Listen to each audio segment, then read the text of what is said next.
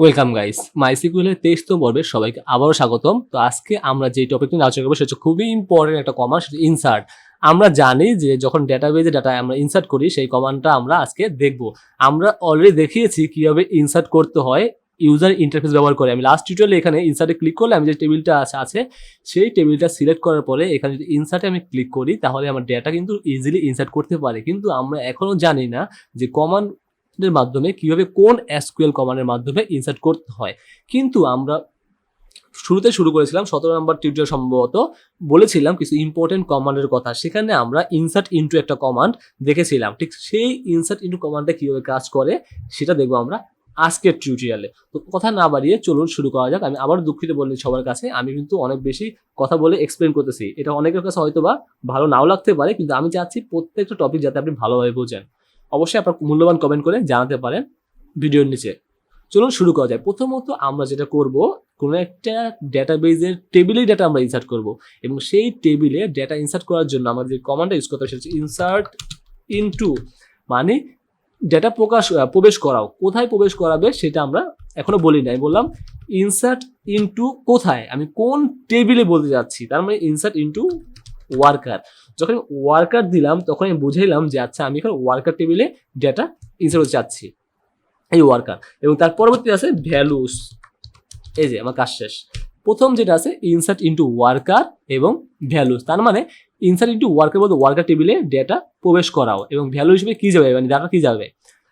প্রথম প্যারেন্থেসিস মানে ফার্স্ট ব্র্যাকেটের মধ্যে আমার ফিল্ড নেমগুলো যাবে, আমি কোন ফিল্ডে ডেটা ইনসার্ট করতে চাই। এখানে এমন হতে পারে আমি সব ফিল্ডগুলো ইনসার্ট করতে পারি, অথবা আমি চাইলে 4টা ফিল্ডের মধ্যে 2টা ফিল্ড ইনসার্ট করতে পারি। সেটা আমি একটু পরে আসতেছি। যেমন আমার যদি ওয়ার্কার টেবিলটা আমি লক্ষ্য করি, প্রথমে যে ফিল্ডটা আছে সেটা সম্ভবত আইডি আছে, তাই না? তো আমি লিখলাম আইডির মধ্যে একটা ইনসার্ট করব। তারপরে আমি যেটা করব সেটা হচ্ছে আমার নেম, তারপর হচ্ছে আমার এজ, তারপর হচ্ছে আমার ইমেল। সম্ভবত একটু চেক করে নিই আমি।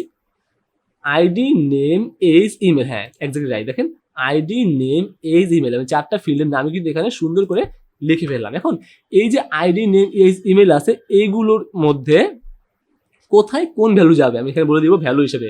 প্রথম যে ভ্যালু যাবে সেটা যাবে 6, কারণ অলরেডি কিন্তু আমার কি বলে ওটাকে, অলরেডি কিন্তু আমার 5 লাস্ট ভ্যালু আছে। আমি এখানে না লেবল করি নাই বা ইউনিক করি নাই যে আমার এটা দিতে হবে না। যদি ইউনিক করতাম, মানে অটো ইনক্রিমেন্ট করতাম, যেটা আমি দেখিয়েছি, অটো ইনক্রিমেন্ট করলে আমার আইডি এখানে পাস করা লাগতো না।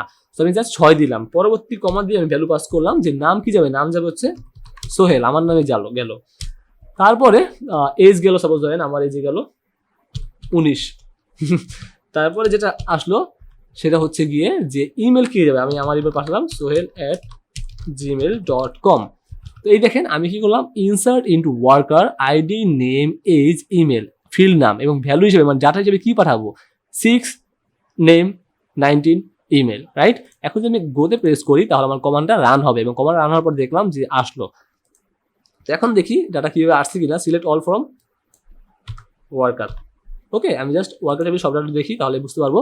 দেখেন আমার লাস্ট যে ডাটাটা ছিল 6, সোহেল, 19, সোহেল জীবন চলে আসলো।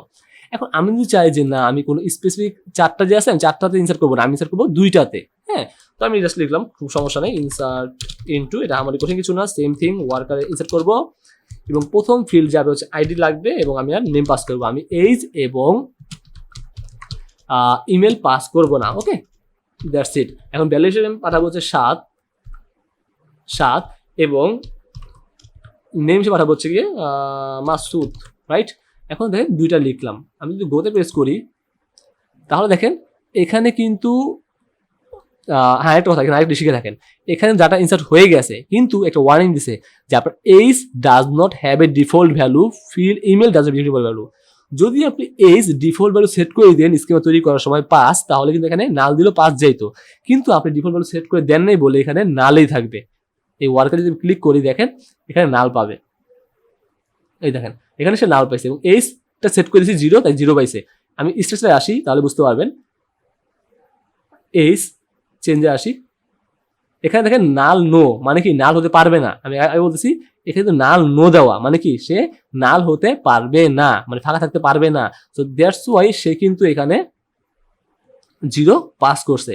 এবং ইমেলও কিন্তু আমরা নালেবল করে রাখি নাই, যদি নালেবল করে রাখতাম তাহলে কিন্তু সে এখানে নাল পাইতো। সো নালেবল করে রাখিনি বলে এখানে সে ফাঁকা ডাটা ইনসার্ট করছে, ডাটা ইনসার্ট করছে কিন্তু সে ফাঁকা, কোনো ডাটা নাই। কিন্তু নালেবল করে রাখলে এখানে নাল লেখা হতো, এর মধ্যে নাল লেখা হতো, এর মধ্যে নাল লেখা হতো। ক্লিয়ার? যদি না বল ইয়েস থাকতো, সেটা আমরা পরবর্তী আরো বুঝবো।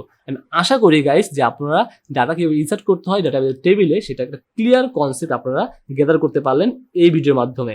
এবং আমার নেক্সট টিউটোরিয়ালে বা এর পরের ভিডিওতে দেখবো যে মাল্টিপল ভাবে মানে একসাথে একাধিক ডাটা কিভাবে MySQL এ ইনসার্ট করা যায়। Okay okay guys, I hope you enjoy this video. If you are new to channel, আবার বলি subscribe this channel. Thanks for watching.